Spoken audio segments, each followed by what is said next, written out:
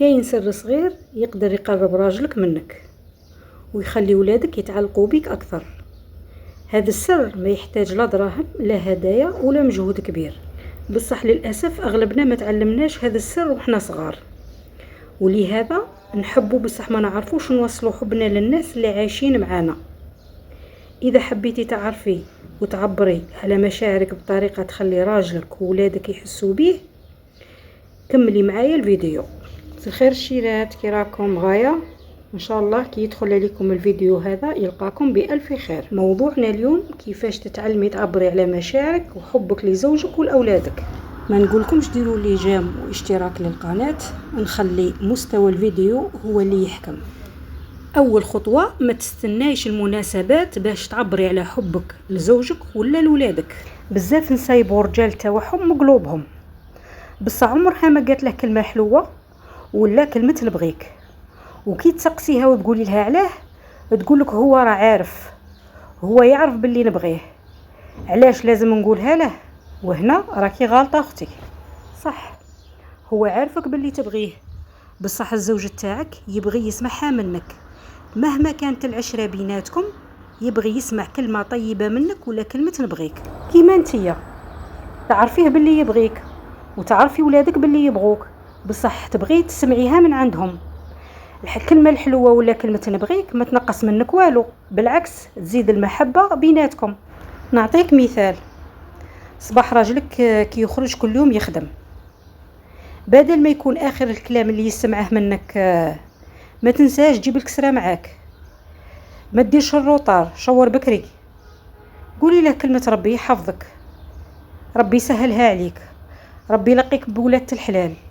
صدقيني كي يخرج الخدمه وهو مرتاح وسامع هذا الكلام يخرج مرتاح نفسيا. وثاني كي يرجع من الخدمه عاي ما تستقبليش بالمشاكل تاع الدار وتاع الاولاد ولا مصروف ولا حاجه، خليه يدخل يشرب كاس تاع ما يريح يتقهوى، ومن بعد تبقاو تهضروا هضري قولي كاع شا بغيتي. وقبل كاع هذا الشيء كي يدخل غير كلمه الحمد لله على سلامتك، هذه الكلمه عنده هو بالدنيا وما فيها. وهذا الشيء ثاني مع اولادك، الصباح كي يجوا رايحين يقروا ولا العشيه، ربي يسهل لوليداتي، ربي يلقيكم بولادة الحلال، يبعد عليكم ولادة الحرام. ومن يجوا ثاني على سلامتكم، شادرتو شقريتو، حتى من يريحوا ويبدلوا صوالحهم ويبدلوا قشهم. على خاطر كاين بعض الامهات النهار كامل وهي اقرا رتب بيتك ما ديرش هكا، عمرها ما قالت له كلمه نبغيك لولدها ولا سلمت عليه ولا عنقاته ولا. كاين، احنا مانيش نهضر بصفه عامه كاع الامهات، كاين امهات لازين ولادهم عندهم عاطينهم الحنانه، وكاين اللي لا، حتى اذا جاب نقطه جيده ولا دار حاجه شابه عاد تقولها له. وهكا الولد ولا الزوج يحس باللي قيمته غير كي ينجح ولا كي يدير حاجه شابه. بالمقابل كاين اخرى حتى كي تزعف تلز ولدها عندها تسلم عليه تحضنه من يبغي يرقد، كي شغل عندهم عاده هذا الشيء يديروه، بصح تقول له راني زحفانه من الغلطه اللي درتها، بصح انا نبغيك بزاف. الولد هنا شي يتعلم باللي المشاعر في حد، والكي واحد كي يغلط يقعد يتحاسب في حد الحساب وحده، ما ندخلوش المشاعر مع الاخطاء تاعنا اللي نرتكبوها. يعني الخطأ يتصلح اما الحب ما يتبدلش. ولهذا ما تستناش عيد ميلاد ولا ذكرى الزواج تاعكم ولا مناسبة خاصة باه تبيني الحب تاعك والمشاعر.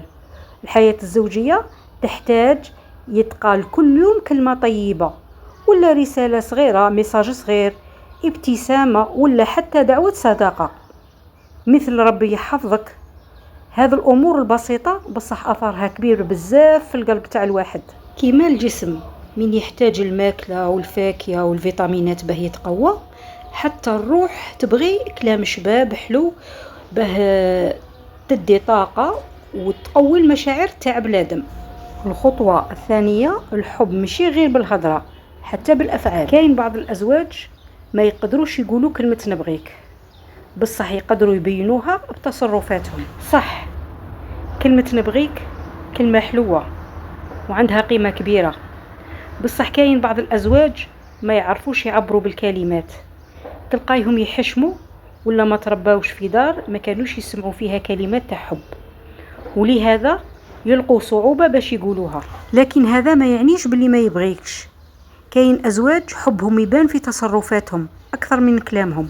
ومن أهم التصرفات اللي تدل على الحب هو الاهتمام. ومن بعض الاهتمامات الاهتمام بعد الرجوع تاعه من الخدمة ويكون راجع تعبان والإرهاق باين على وجهه. شوفي لو كان تمدي له غير كاس تاع ما وتشدي عليه الفيستا تاعه تعلقيها وتقولي له تكسل باه ترتاح شوية، الراجل هذه الدنيا وما فيها. تكبري في عينيه ويعرفك باللي تبغيه ومهتمة بيه. اهتمام صغير بس عنده معنى كبير. نعطيك مثال صغير. على سبيل المثال مرتي يديك للطبيب يشري لك الدواء، يجيبك للدار، يبقى يسقسي فيك ريحتي شوية، شربتي الدواء، واش راكي تحسي، نقص عليك الوجع، واش تحتاجي، شربتي دواء كل مازال. الأسئلة هذه بسيطة بصح تخليك تحسي باللي يبغيك ويخاف عليك. وهنا التصرفات تاعه تدل على الحب تاعه ولا ما يقولها لك بفمه. مثال واحد اخر ثاني، شفتيه ساكت ومشي من عادته، ما تقولي لهش مالك واش بيك، قربي حداه قولي له اذا راك باغي تهدر راني حاضره باه نسمعك. يمكن في الاول يقول لك ما كان والو، بصح من الداخل يفرح لانه عارف باللي كاين واحد حاس بيه. وهذا الشيء حتى مع اولادك. الطفل ما يحتاجش كل يوم لعبه جديده ولا مصروف كبير.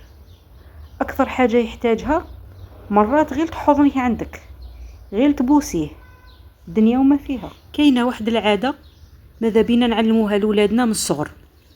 كي نقولوا ولدك جا من المدرسه، كي يدخل تضحكي معاه ذيك الابتسامه، تسلمي عليه تحضنيه قبل ما تسقسيه كاع، ما تقولي له واش قريت ولا واش صرا في القسم اليوم ولا معلمه مدرسه شقات لك ولا. هذا العاده كي يتعلمها يكبر معاها، غدوه كاع يكبر يجي ولدك من الخدمه ولا من القرايه ولا من الجامعه ولا على بالك ما يديرش حاجه حتى يفوت عندك انتيا ويقول لك تيسقسي عليك ماما كي راكي، يسلم لك على راسك، يسلم عليك، صي هذه انتي راكي معلمتها له. باللغه نقولوا من شبع على شيء شاب عليه. وبالدارجه تاعنا نقول لك ولدك على حسب ما ربيتيه وراجلك على حسب ما عودتيه. اذا كنتي من الزوجات اللي يستحوا به يقولوا نحبك ما تقلقيش، الحب راه يبان كذلك من المواقف. يبان كي تنوضي الصباح بكري وتحضري الفطور للي تحبيهم، يبان كي تدعي راجلك وهو خارج للخدمه، يبان كي تغطي ولدك وهو راقد، يبان كي تسقسي على راجلك وهو عاي ولا مريض، يبان حتى في الابتسامه ولا الحضن ولا لمسه الحنان. لهذا اذا كنت من الزوجات اللي يستحوا به يقولوا نبغيك، عادي ما تقلقيش، بينيها بأفعالك. لكن في نفس الوقت حاولي مرات تزيدي كلمة حلوة مع هذيك الأفعال، لأن الزوج يحتاج يشوف الحب ويحتاج يسمعه ثاني. دائما تذكري باللي الفعل الحنون يبقى في القلب سنوات ويكون أغلى من 1000 كلمة. الخطوة الثالثة هي عودي لسانك على الكلام المليح والمدح الصادق. كاين حاجات نغلطوا فيها كامل تقريبا، بصح الحاجة المليحة نعتبروها عادية وما نهضروش عليها. الاهتمام يكون بكلمة صغيرة، يمكن تقولي واش راح تبدل هذا الكلمة، صدقيني تبدل بزاف، لأن أي إنسان يحب يحس باللي التعب تاعه ما راحش هباء، وأن كاين واحد مقدره ومقدر واش راه يدير. للأسف مرات الإنسان يقعد سنوات يسمع غير علاه تأخرت، علاه نسيت، علاه ما درتش هاك، علاه ما درتيش هاك. بصح كي ديري حاجة مليحة ما تسمعي حتى كلمة. مع الطبيعي مع الوقت تحسي باللي مهما درتي ما راحش يعجب الناس. ونفس الشيء مع ولادك. نعطيك مثال، وليدك جاب 12 في المعدل، بدل ما تقولي له برافو عليك المهم راه بينت التعب تاعك، تقولي له علاه ما جبتش 14 ولا 16. يعني بدل ما نفرحوا بالمجهود نركزوا غير على النقص. ولدك شي يدير يولي يحس باللي مهما يتعب عمره ما راح يرضيك. أما إذا قلتي لها أنا شفتك كنت تراجع وشفتك باللي تعبت والحمد لله فرحت بالمجهود تاعك، تقولي لها إن شاء الله المرة الجاية تجيب خير من هاك، هنا راه يتحمس أكثر ويقول في قلبه لازم نزيد نجتهد باش نفرح ماما.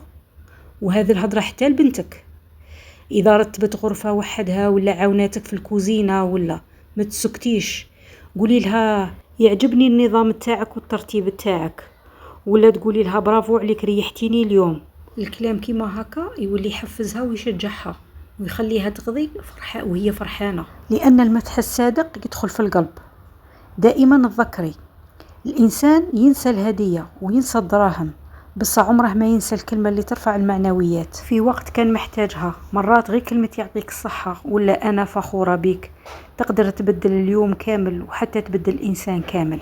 الحب ما يموتش بين ليلة ونهار، الحب يبدأ ينقص ويبرد بشوية بشوية، كي نحبسوا الكلام الحلو وكي ننساو ما نولوش نشكروا، كي نبخلوا الحنانة ونظنوا باللي اللي قدامنا اكيد يعرفوا باللي نبغوهم، ما توصليهمش حتى يقولوا لك تبدلتي ما كيش كيما قبل، ولا يبعد عليك راجلك، ولا ولادك يكبروا ويولوا يعرفوا باللي هم ماهيش قريبه ليهم، يعودوا ما يحكولكش واش كاين في قلوبهم. نصيحتي ليك ابداي من اليوم، قولي كلمه طيبه، امدحي، احضني، اسمعي، عبري على حبك بلا ما تخجلي. يمكن كلمة منك ما تاخدش حتى دقيقة، بصح تبقى في قلب راجلك وولادك سنين طويلة. تذكري دائما الناس ما تحتاج غير اللي يحبها، تحتاج اللي يخليها تحس أنها محبوبة. ما تنساوش دعموا القناة وديروا جيم للفيديو باه تشوفه نسبة كبيرة من الناس. إذا راه عجبكم المحتوى شجعوني.